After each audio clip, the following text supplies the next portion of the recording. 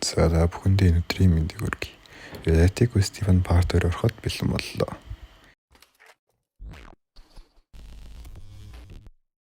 Дордсвол олон хүмүүс бүслэгдээд цухтах аргагүй болдог.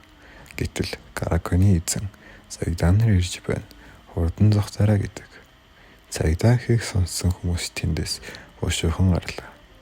Дорд санаа амарч амьсгаа автал. Бэйнгэнт өвдөн ухаан алдан ундаг. Тэгээд нүдэ нэхэд тэрээр хамт явж байсан охтын нэгний урд охтын ойл дотор зэрдэг. Тэрээр дорчийг зодтолж байхыг хараад гайхсан байлаа. Тэрээр дорчийг аврахын тулд цагдаа дуудсан нэгэн байлаа. Тэгээд түүнд Жиминий нэг хүслийг биелүүлэх болсон шүү гэж хэлдэг. Дорч усныхаа дуугаар гэртээ орон дээрээ сэрлээ. Түүн лөө ээж нь залгсан байна. Ээж нь зогсоо зайлгүй загнаж Дорж гайхаж байлаа. Гэтэл тэрээр 3 өдөр тасалтгүй унтснаа мэддэг. Тэгээд тэрээр хоол идэхээр хоол захиалж ирэх хооронд нь комаасан өөрт нь даалгавар өгсөн хүнийг хайж эхэлдэг. Гэтэл тийм хүн огт байдаггүй. Манай хүнч өчигдрийн явдлаа санаж өмдөө үзэж төмөр түлхүүр гаргаж ирлээ. Энэ түлхүүр нь автомат скейлийг нээх түлхүүр байдаг. Системд алтан түлхүүр нь скейлийг нээж, төмөр түлхүүр нь автомат скейлийг нээж, харин хурд түлхүүр нь статыг нэмдэг байлаа.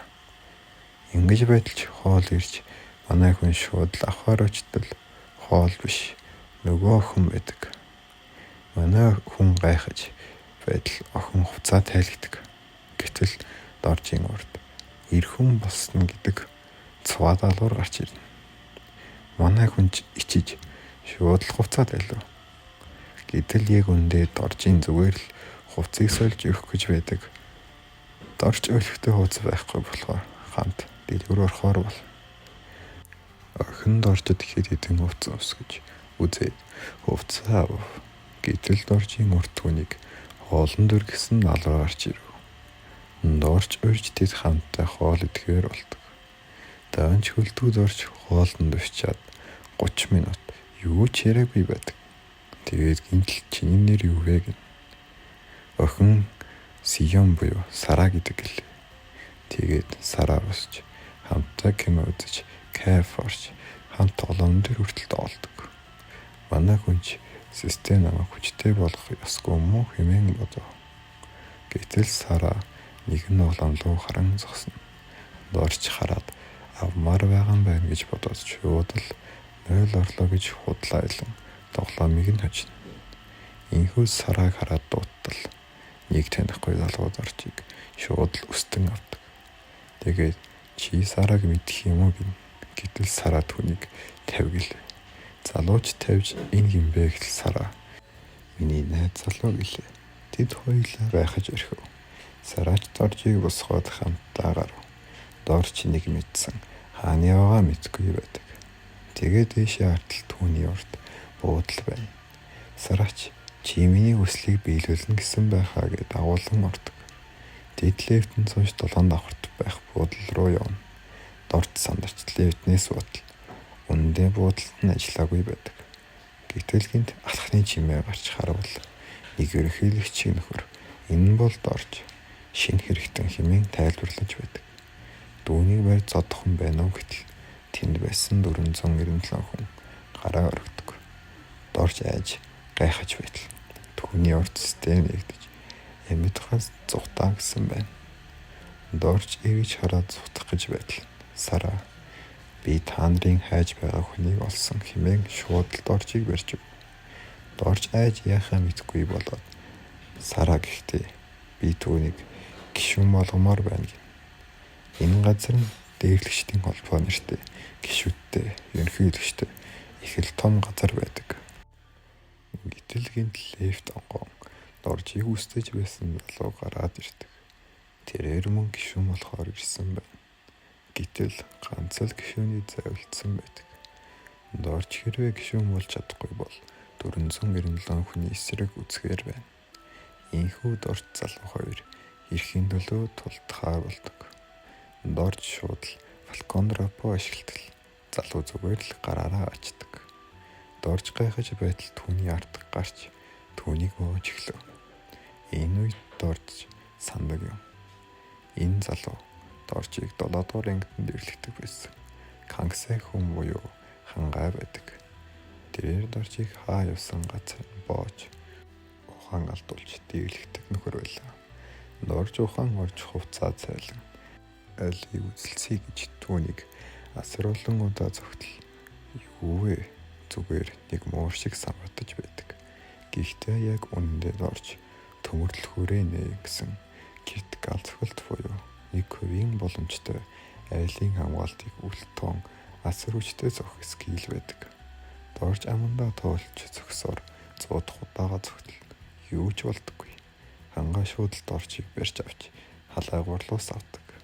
Дараа нь түүний хөлнөөс барьж сандралуу мөн сав. Дорж барахгүйгаа мэдэж босон зүгээр л зүхтгаар болно. Тэгээд яг гүөх гэтэл цанцан дээрээ тэглэж хангайг санаадгүй дүлэгтэл хангай арын хандлагаа хэдэн метр зай хийсдэг. Хангайд зүгээр сул дорой болж үжиглэж байсан юм байна те гэн. Дорж боломжийг ашиглан шууд л түүний хамрыг цүм цогтөг. Тэгээд дараа нь түүний ардаас боож хамарнаас нь дээшээ татан цус гарган түүнийг ухаан алдуулдаг. Энэ үеэр доржийн ард халаагуур дэлбэрч гал гарч хүм болгон л хамаагаар дараа зүхтаж барилгаас гардаг.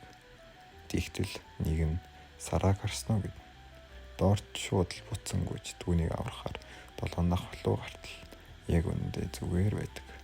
Дорж пантан явъя гэд хамт явна. Дорж сараа гэрт нь өрөөж өгч түүнд авсан чихмэлээ өгдөг. Сараач гайхаж энэ юу вэ гэдэг. Дорж чи хараад байсан үстэй гэтэл сараа үнэндээ нэгэн зарлал харж байсан байдаг. Гэхдээ доржид баярлан гэртээ ордог. Гэтэл доржийн урд чагнал бодогдож гих бичиг гарч ирнэ. Ийхүү амралт дуусч хичээл орж дорж англи руугаа ортол хан ёнгсон буюу сэргэлэн гэх Сарагийн энэ хүнээс хол байгаараа гэсэн хүн байдаг. Дорж айд сандардагч аз болж сэргэлэн зүгээр байдаг. Гэхдээ түүнд энэ сургуулийн хэн чамаар оролдохгүй гэж хэлнэ. Хичээл ихээс ч хинч доржоор тоглоом тоглолтгүй. Анги намуухан байдаг. Ийхүү завсалгаанч болж дорж 0 ортол шинээ байж байдаг. Гэтэл шинээ шууд л доржийн гараас барьж уучлал гуйдаг. Дорж гайхаж өрхөн.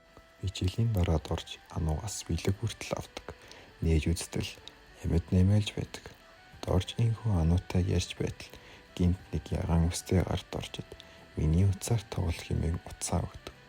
Дорж уурлаж түнлөө очиж үхмээргүй байгаа бол уцаа өг гэтэл тэр гар нь сонгов буюу сүхэ гэх өөр бүлэглэлийн гар байдаг. Сүхэж ууртагаар юу гинэ гэдэг. Тэгтэл сүхэ зүгээр л уушлалт гонь. Энэ үеэр цайны цагч болж дорж хоол идэхээр төрүүлж гарах гэж байтал түүний гараас жавхаа татан түүнд сүхээг анхааруулдаг. Сүхэ бол устдасаа өөр. Тэр 50 гэлээ түүний уртуур хүнд арьсан үед тэр зүгээр л галзуурч шууд зоддог. Энэ үеэр сүхэг онцонд уртуур нь орсон нэг ахыг нүгнөдгүй зодож цустай нь хөлж ухаан алдуулдаг. Энэ явдлыг нь дорж харчаад за түүний уртуур орохгүй л байхад болно хэмээн санаа амардаг. Тэгтэл түүний урд даалгавар гарч ирж сүхэгийн уртуур дээр хугацаар минут гэсэн байв. Энэ хойгоор нэгэн болон сүхэ нэгэн хүүхдийг зодож байдаг. Тэр хүүхэд сүхэгээс ам өрчөөхийг гуйж байна. Харин сүхэж түүнийг азар орхин явлаа. Үүнийг дорж харчаад очиж хүүхдэд алчуур өгнө. Өшөөгчин аваад өгье гэж хэлнэ. Карман насаа түлхүүрнүүд гаргаж ирэн тэрээр нэгэн болон дорж алтан түлхүүрээ өгүүлтэл сул тал руу нөрөн манаагаар зөхөх гэсэн байдаг. Дорж үлдсэн 4 хүрэл хүрээ гаргаж ирээд нэгээр нь манаагаа нэмж үлдсэнгээр нь өөр зүйлээс ажруулдаг. Энэ үед нэгэн охин сүхэгийн хажуугаар өнгөрөн явхад сүхээ уурлаж түүнийг барьж авах гэж байтал дорж иж түүнийг татан урд нь гардаг. Тэгтэл түүний урд сүхээг ял гэсэн даалгавар гарч ирнэ. Дорж шууд эсгэлээ ашиглаж цохно. Гэтэл сүхээ түүнийг хаална гэхэд дорж шууд зогтно. Гинтл түүний ардаас сүхээ ирж цүнхийг нь барьтал дорж цүнхээд алин зогсно. Ирүүл нь сүхээ хит цохоход сүхээч биеэ барьж байснаа цүнхээд алтал асар хурдан хөдөлж эхэлдэг. Дорж руу очиж цохилтоос нь болтон түүнийг хүчтэй хит цогтөг. Дорж иргүүл нь зогтол Сүхэ бүтэнгээс нь бултаж байтал нэгэнд нь оногддог. Сүхэж цохих хурдад цохилтын дундаа өрчилж цохисон байдаг. Мөн тэрээр хүчийг гучаар нэмсэн байна. Сүхэж шууд дайрахад дорж цогсон ч сүхэ бүлтэн түүнийг хөшиглэн унгаана. Дорж гэлс босч эргүүлэн дайрсан ч сүхэ гарыг нь мэрж түүнийг унтал хөшлөнө. Гэтэл дорж эскилээ дахин харж биеийн аль хэсгэлүүд цохиж болно гэдгийг мэддэг. Ингэн сүхэгийн шагаал руу хөшгөлтөл энэ сүхэгийн түүх гардаг. Сүхэ өмнө гүйлтийн тамирчин байсан ба үргэлж хоёрт ордог байжээ. Аав нь түүнийг хоёрт орсон байнга зоддог байв. Ингэсээр сүхэ ялахгүйгаа мэдэж зүгээр л нэгт ордог хүнийг нь буудан түүнийг цомороо цохиж зодсоор байгаад алчдаг. Тэгтэлгэнд дорж түүнлөө наймаалж идэнэ. Сүхэч юу вэ гэд автал наймаалж тосоо цацаж сүхэ анхаарлаа сарниулдаг. Энэ үеэр дорж үсрэн түүний дээрээс тохойдон эрүүлэн толгоогоороо цохино. Ийхүү сүхэч ухаан атаж дорж ялж даалгаврын шагналд нэг алтан түлхүүр, хоёр хүрэлтгүүр авдаг. Гэтэл тулгааны улмаас дорж дөрвөн цэцай болсон байдаг. Ухаан алдахгүй тул тэрээр түлхүүрээ ашиглан цусаа нэмж юмд гардаг.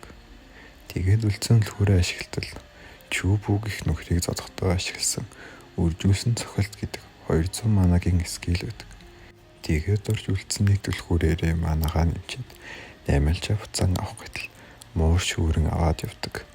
Ийхүү наймаалч үхдэг. Дорж гэртээ ирэн ээжтэйгээ ярьтал түүнийг аавынхаа оршуулган дээр очиорой гэж захина. Маргааш болж дорж хичээлдээ яван чавхатай юм ярьж байтал дээд ангийн ах нар доржийг хайн ирдэг. Тэгээд ахлагч нь гарыг ихэд дорж зөвшөөрдөггүй. Гэтэл ахлагч нь тэгвэл манай 10 хүн чамайг хүчээр авч явна гэтэл хаалгаар сэргэлэн орж ирнэ. Тэгээд хажуудаа байсныг гарыг хөшгөлтөл өлн хүртэл хуурсан байдаг. Тэрээр түүнийг авмаар байвал надтай үз. Танаа 10 хүн намайг зогсоогоод хангалттай гэж юу гэв. Сэргэлэн нэгээр нь бүгдийг нь зодож хөшиглөж бүгдийг нь ялна. Тэгээд ахлагчид хогноод аав химэн доржийг хамт юм уу химэн гардаг. Тэд хамттай байх үед сэргэлэн түүнээс чи яагаад бүлгэнд нэгдсэн гэтэл дорж гайхан гахсан ч би бол дээрлэлтийг баригч гэдэг. Сэргэлэн чинээж түүнд амжилт хүсээд явдаг. Үүний дараа дорж PC орж нэг сайхан тоглож байтал түүний краш Ану тэнд ажиллаж байдаг. Ану ч үргэлжлүүлэн ажиллаа хийж байтал доржийн хажууд хідэн гар нийгэм хийж байдаг. Тэгснээ тэд гинтл гараад явдаг. Гэтэл нэг хүүхэд ирж акаа артал бүх юм нь байхгүй байдаг. Дорж хин ингэсний мэдэж байгаа болохоор Ану тэлтэл хүү надад туслаач гин. Тэгтэл түүний урд даалгавар гарч ирнэ. Хулгайчдыг барь гэж. Мөн нууц залуур гарч ирж мөн нууц шагналж байдаг. Ийхүү дорж гарч хулгайчлуу очиж нэгнийхэн араас цохин унгаана. Тэгтэл нууц даалгавар нь Анутай болцох гэж байдаг. Цохиулсан хүн яахчгүй босож ирэхийг хараад дорж шууд л зогтдог. Тэгээд нэгэн болонлоо гүйн орно. Ардаас нь дэд гүйж ордог ч хинч байдаггүй. Тэгтэл дорж дээрээс нь үсрэн нэгийг нь скилээ ашиглан буулган авдаг. Хулгайч доржийг ганц цохилтоор ялсныг хараад айд сандардаг. Гэтэл нэгэн шууд л гүйн ирэхэд дорж цохиж ардаас нь хоёр гүн ирэхэд эднийг ч мөн цохино. Тэд айж хойлсоор бултанд шахагдаж доржчуу чинээр авсан скилээ ашиглан бүгдийг нь буулган авдаг. Ийхүү тэрээр шагналт нь мөнгөн түлхүүр авдаг. Ийхүү буцан бис илүүгөө орж хулгайчд хүүгээс уушталтгүйж дорж Анугийн урд дог царайлж байлаа. Гэтэл Ану түүнд хамттай хоол идэх хэмээн хуцаас өлхөөр явна. Дорж баярлаж саналцсангаа түлхүүрийг гарган ашиглал зэвсэгний эзэмшилт гэсэн байна. Дорж скилээ уншиж байхад Ану гарч ирэн тэд хамтдаа Анугийн дуртай болог идэхээр явна. Тэд нэгэн газар орж гаатай чиглааттай гомин захиалсан байдаг. Ану муухай байна уу гэтэл дорж шууд л идэж гоё байна гэлээ. Үүний дараа тэд хамт жанга худлааг мэдрэгч гэх мэт тоглоомнуудыг тоглон. Тэгтэл тэдний хажууд хадаас оддаг долоон байна. Тэж тоглохоор болж дорж яг зөхөх гэж байтал урд нь даалгавар гарч ирж Ануг бүгчээрээ алхаар зөх гэсэн байлаа.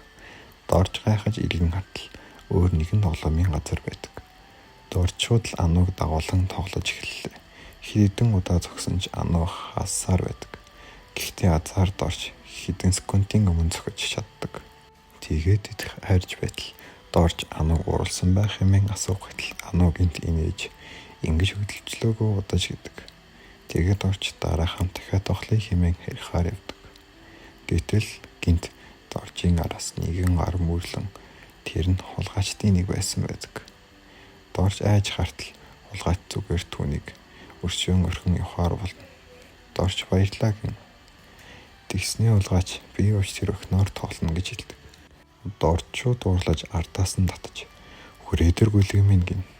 Тэгтэл түүнд гинтийн даалгавар гарч ирдэг. За энэ хөө part 2 маань дуслаа. Хэрвээ таалагдсан бол subscribe хийж лайкаа дараарай.